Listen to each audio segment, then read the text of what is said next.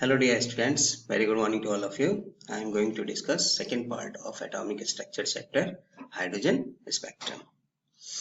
Now in the last video, I have discussed the Bohr's atomic models. Bohr have derived an expression for radius of nth orbit, that is r equal to n square into 0.529 divided by atomic number Z angstrom.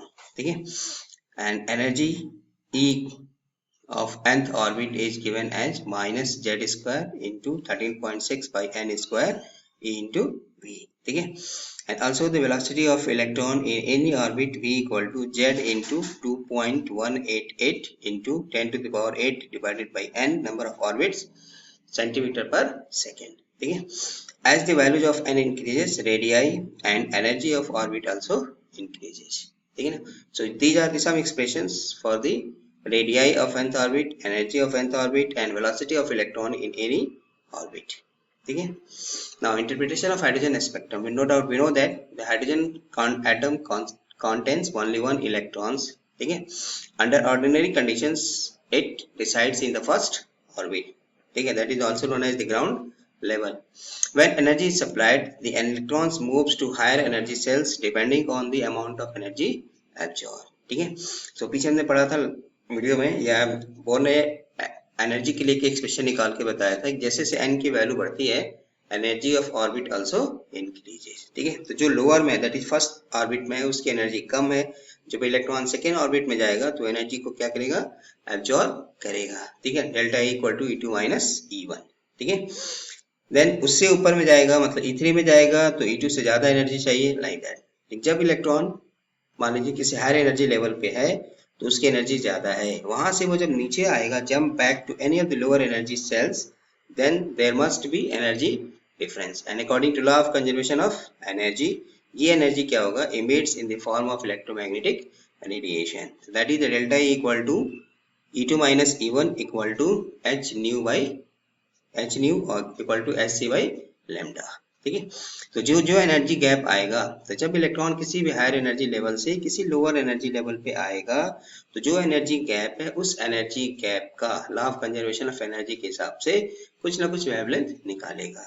That lambda can be calculated by using the formula delta E upon h into c. ठीक है? So no doubt hydrogen में एक ही electron है और वो electron कहाँ है, under ordinary condition पे ग्राउंड लेवल में, मतलब n equal to 1 first orbit में है. जब कोई भी अमाउंट वो एब्जॉर्ब करेगा एनर्जी का तो हायर किसी लोअर से हायर एनर्जी लेवल पे जा सकता है according to the difference of energy orbit. ठीक है? Electrons generally 10 to the power minus 8 second तक ही किसी हायर एनर्जी लेवल पे रहता है, देन वो वहां से फिर जंप बैक वापस आएगा. ठीक है ना? तो जब वापस आएगा तो उसकी एनर्जी ज्यादा है हायर एनर्जी लेवल में, जब नीचे आएगा लोअर एनर्जी लेवल पे तो उसकी एनर्जी कम होगी. तो जो डेल्टा E डिफरेंस आएगा एनर्जी में उसका उसके according that is lambda equal to delta E upon h into c. इसके लिए वेवलेंथ के हिसाब से वो इलेक्ट्रोमैग्नेटिक रेडिएशंस को इमिट करेगा. ठीक है? अब all the transitions ending at n1 equal to 1 are grouped in a series and are called Lyman series. The wavelength of these radiations fall in the UV ultraviolet region. When transitions are ending at n1 equal to 2, they will constitute Balmer series, that is comes in visible region. The transitions ending at n1 equal to 3 are grouped into Paschen series, which comes in IR region, infrared region. Similarly, in bracket series and fold series, the transitions end at n1 equal to 4 and n1 equal to 5. Okay, which also comes in IR region. Now, so this is the actual picture of hydrogen spectrum. n equal to 1 that is first orbit, n equal to 2 second orbit, n equal to 3 4 5 6 and so on, and last n equal to infinite. ठीक है? अब किसी भी higher energy level से अगर electron कहाँ में आता है, n इक्वल टू 1 में आता है. जैसे फर्स्ट केस क्या है, 2 से 1 में आए, देन 3 से 1 में आए, देन 4 से 1 में आए, 5 से 1 में आए, 6 से 1 में आए, 7 से 1 में आए, एंड लास्ट इनफाइनाइट से 1 में आए. ठीक है? तो ये एक सीरीज हो गई कि जब n इक्वल टू 1 पे किसी any from any higher energy level से इलेक्ट्रॉन अगर n इक्वल टू 1 पे आएगा तो that constitute a series which is known as Lyman series. ठीक है? देखिए लाइमन सीरीज कहने का मतलब ही दिमाग में पहले हमको लाना है कि किसी भी हायर एनर्जी लेवल से कहाँ पे आएगा, n इक्वल टू 1 पे इलेक्ट्रॉन आएगा. फर्स्ट ऑर्बिट पे अगर आता है किसी ग्राउंड लेवल पे किसी भी हायर एनर्जी लेवल से तो उसको हम बोलते हैं लाइमन सीरीज. ठीक है। चलिए फर्स्ट लाइन हमको कब मिलेगा, जब इलेक्ट्रॉन कहाँ से आएगा, n इक्वल टू 2 से n इक्वल टू 1 में। तो this is the first line of Lyman series. Now second line of Lyman series कब मिलेगा, जब इलेक्ट्रॉन n इक्वल टू 3 से कहाँ में आएगा, n इक्वल टू 1 में आएगा। ठीक है ना, क्योंकि 1 और 2 के बीच में और कोई वैल्यू पॉसिबल नहीं है। ठीक है, यहाँ पे इसको प्रिंसिपल क्वांटम नंबर भी बोलते हैं, और बोर ने भी कहा था और प्लैंक ने अपनी थ्योरी में भी दिया था कि n equal to 1 2 3 4 5। Mathematically there are so many possible, but in chemistry में यहाँ पे सिर्फ n इक्वल टू 1, उसके बाद n equal to 2। Third line obviously 4 से लेके 1 में आएगा। लास्ट लाइन जिसको सीरीज लिमिट बोलते हैं, मतलब इनफाइनाइट से 1 में आएगा। ठीक है ना। सिमिलरली अगर n इक्वल टू 2 पे आता है किसी हायर एनर्जी लेवल से, if electron jumps from any higher energy level to n equal to 2 second orbit, तो ठीक है, तो इसको बोलते हैं that series is known as Balmer series। तो बामर करने का मतलब हमको क्या लेना है, n की वैल्यू 2, मतलब n जो इलेक्ट्रॉन होगा वो किस ऑर्बिट पे आएगा, सिर्फ 2 पे आएगा। ठीक है, तो first line of Balmer series मतलब just 3 to 2, second line of Balmer series 4 to 2, last line of Balmer series infinite से 2। ठीक है, सिमिलरली बढ़ते जाइए, n इक्वल टू 3 पे आएगा तो partial series, n equal to 4 पे आएगा तो bracket series, n equal to 5 पे आएगा तो फुल सीरीज, एंड रिसेंटली एक नया सीरीज आया जिसको बोलते हैं हम्फ्री सीरीज। इनफाइनाइट से आएगा तो सीरीज लिमिट। तो किसी भी सीरीज के लिए अगर इलेक्ट्रॉन इनफाइनाइट से उस पार्टिकुलर सीरीज पे आएगा, उस पार्टिकुलर सीरीज पे आएगा तो उसको बोलते हैं सीरीज लिमिट। जैसे what is the series limit of Lyman series, series limit कहने का मतलब क्या लिखेंगे, n equal to infinitive to n equal to 1 for Lyman. Balmer series का सीरीज लिमिट क्या है, n equal to infinitive to n equal to 2। ठीक है, तो सीधा सीधा इसका मतलब है कि है तो एक ही इलेक्ट्रॉन नो डाउट, लेकिन depending on the amount of energy absorb वो किसी भी हायर एनर्जी लेवल में जा सकता है। ठीक है, अब किसी भी हायर एनर्जी लेवल पे जाएगा तो जनरली इलेक्ट्रॉन का रिलेक्सेशन टाइम 10⁻⁸ सेकेंड होता है, फिर वो वहां से jump back to lower energy level, नीचे आएगा। अब नीचे आने में तो there are so many possibility. जैसे सपोज मान लीजिए कि हम n इक्वल टू 6 पे हैं। ठीक है, अब वहां से अगर कोई इलेक्ट्रॉन नीचे आ रहा है तो फर्स्ट पॉसिबिलिटी क्या है कि n equal to 6 n equal to 5 तक आए, n equal to 6 n equal to 4 तक आए, n equal to 6 n equal to 3 तक आए। ठीक है, n इक्वल टू 6 से वो 2 तक ही आए, n इक्वल टू 6 से वो 1 तक भी आ सकता है। तो हर लाइन की करस्पॉन्डिंग क्या होगी, हमको एक पार्टिकुलर वेवलेंथ मिलेगा, इसको बोलते हैं स्पेक्ट्रम। ठीक है, तो इसलिए पहले क्या था कि हाइड्रोजन को जब मैग्नेटिक फील्ड में देखते थे तो उसमें बहुत सारी लाइनें दिखाई देती थी, तो उसको उस समय कोई एक्सप्लेन नहीं कर पाया था, इसको बोर ने यहाँ से एक्सप्लेन किया। ठीक है, चलिए, so just in A nutshell series that is Lyman, n1 की वैल्यू फिक्स 1, n2 की वैल्यू क्या होगा, एनी हायर एनर्जी लेवल मतलब ग्रेटर देन 1, मतलब फर्स्ट केस में 2 3 4 5 and so on, and last क्या इन्फिनिटी। रीजन किस में आता है, ये अल्ट्रावायलेट में आता है। वेवलेंथ कितना आएगा, फॉर्मूले में रख के सॉल्व करेंगे तो 920 टू 1200 एंगस्ट्रॉम। सेकेंड में बामर, इसके लिए n1 की वैल्यू 2, लाइक दैट 3 4 5 6 विजिबल में आता है, मतलब जिसको हम देख सकते हैं 4000 टू 6500।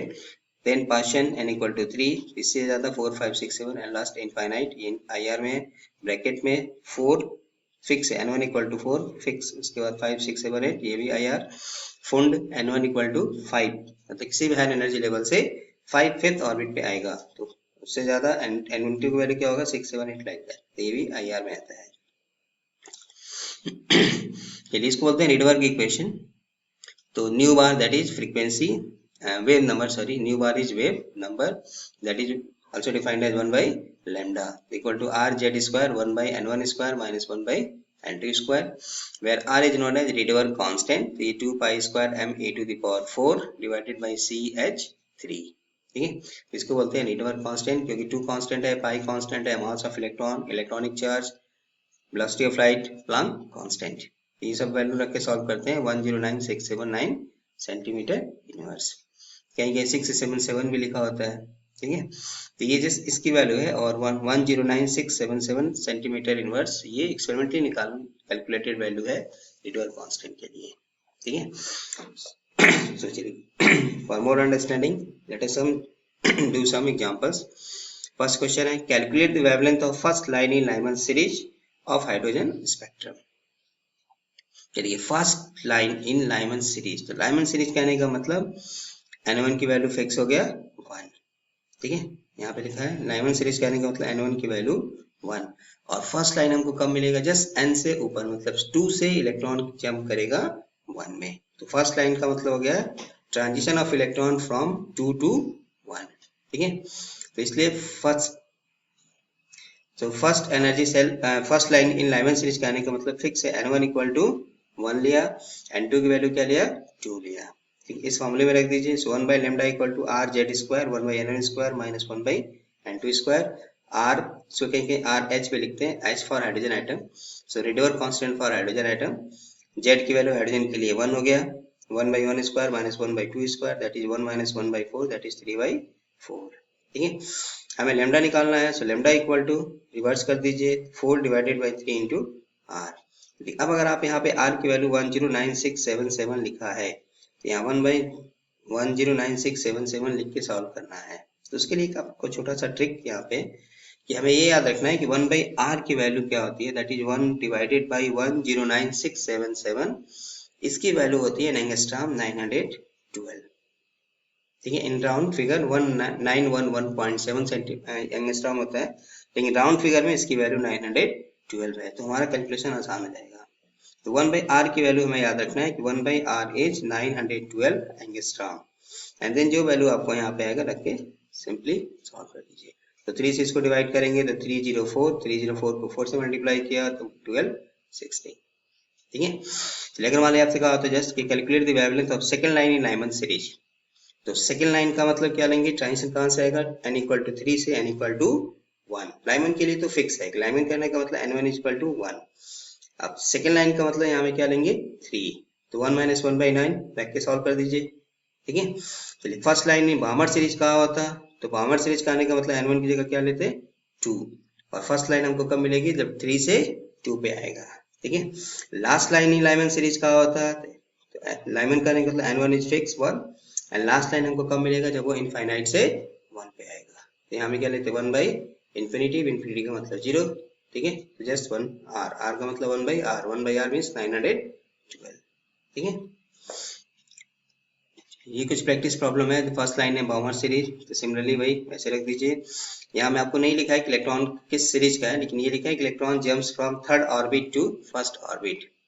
चलिए फर्स्ट ऑर्बिट कहने का मतलब लाइमन सीरीज, तो n1 की जगह क्या लेंगे 1, n2 की जगह क्या लेंगे 3, रख के वैल्यू को सॉल्व कर दीजिए, ठीक है। तो ये कुछ प्रैक्टिस प्रॉब्लम आपको यहाँ पे दिया है, जो पीछे जो फॉर्मूला यूज करना है उस पर रख के सॉल्व करना है। Now some important points. When an electron returns from n2 to n1 state, the number of lines in the spectrum will be equal to, ये डायरेक्टली फॉर्मूला है trick, n2 minus n1 into n2 minus n1 plus 1 divided by 2। मतलब electron किसी higher energy level से किसी lower energy level पे आ रहा है, जैसे सपोज n2 से n1 पे आ रहा है, तो उसके स्पेक्ट्रम में कितनी लाइनें हमको मिलेंगी, ठीक है। जैसे आपको पीछे कहा कि अगर मान लीजिए 6 से आ रहा है तो कितनी पॉसिबिलिटीज हैं कि 6 से अगर इलेक्ट्रॉन आ रहा है जंप कर रहा है तो 5 पे भी आके रुक सकता है, 4 पे भी आ सकता है, 3 पे भी आ सकता है, 2 पे भी आ सकता है, एंड लास्ट 1 पे भी आ सकता है। तो कितनी लाइनें हो गई 6 to 5 1, 6 to 4 2, ठीक है, 6 से 3 3, 6 से 2 लाइक दैट। सिमिलरली दूसरी पॉसिबिलिटी है कि 5 से 4 पे आके रुक जाए, 5 से 3 पे भी आ सकता है, 5 से 2 पे भी आ सकता है लाइक दैट, ठीक है। सो मैन्युअली कैलकुलेट करने से अच्छा है कि एक जैसे शॉर्टकट यहाँ पे एक ट्रिक फार्मूला सीधा सीधा फार्मूले में रख दीजिए n2 minus n1 into n2 minus n1 plus 1 divided by 2, ठीक है। अभी इस पे प्रॉब्लम लेते हैं अभी आगे। First line of series is called line of longest wavelength और लाइन ऑफ शॉर्टेस्ट एनर्जी। ये कहाँ से आया, क्योंकि हमें फॉर्मूला पता है E equal to H C by lambda, ठीक है। h is Planck constant, c is velocity of light, lambda, तो लेमडा अगर ज्यादा होगा तो e की वैल्यू क्या होगी कम होगी, e की वैल्यू कम होगी तो लेमडा ज्यादा होगा। So line of shortest energy मतलब कम एनर्जी हमको चाहिए जब 2 से 1 में आएगा, ठीक है। तो वेवलेंथ क्या होगा मैक्सिमम होगा। The intensity of spectral line in a particular series decreases with increase in the value of n2 that is higher state. Series limit मतलब n2 की वैल्यू क्या लेंगे इंफिनिटी। चलिए किस पे क्वेश्चन है, what are the numbers of spectral lines that are possible when electrons in 7th shell in different hydrogen atom return to the second shell. तो n2 की वैल्यू कितना हो गया सेकंड, तो ये फार्मूला जो लिखा n2 minus n1 into n2 minus n1 plus 1 by 2 फार्मूले में रख दीजिए, कितना टोटल लाइन आएगा 15 स्पेक्ट्रल लाइंस आएगा, ठीक है। तो ये इस चैप्टर का सेकंड पार्ट है। नेक्स्ट वीडियो में इसके आगे वाला डिस्कस करेंगे, तो प्लीज गो थ्रू